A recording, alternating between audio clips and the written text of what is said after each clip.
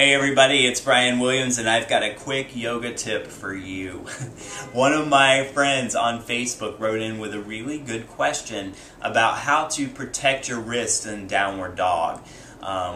It's common in these poses where your hands take part or all of the weight that people complain about their wrists hurting. So I'm going to really quickly show you a way to keep that from happening to you.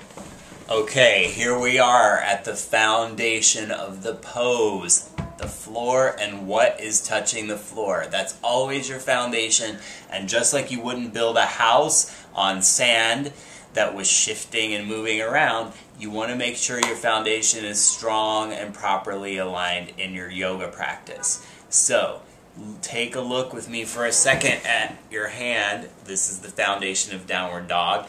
We want to make sure that the fingertips are spread wide, but what you don't want to do is spread the thumb so wide that you start to make the loser shape. You want to make two check marks with your thumb, and you want to spread the rest of your fingers. From there, you'll press.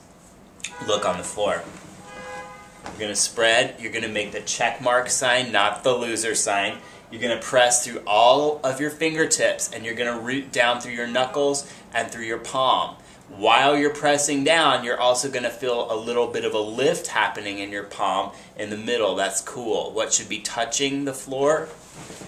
Here, here, the knuckles and the fingertips press. That's going to keep your wrists nice and aligned and nice and safe in the pose. So you've got, instead of these little sort of like hands like this that are not actively working in the pose, you have this. Alright? Spread and press. Spread and press. We're going to take the knees up and off the floor.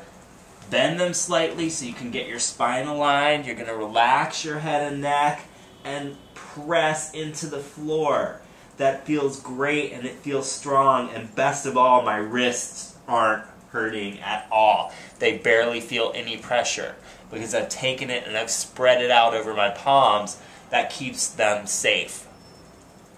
If this still doesn't work for you, you could put your forearms down on the ground, still press into your hands, still keep your fingertips spread and pressing, and do an alternate version of the pose. Now this is nice. You can bend your knees, you can still get that great long spine, you're still getting an inversion, and you're still able to flow in your practice.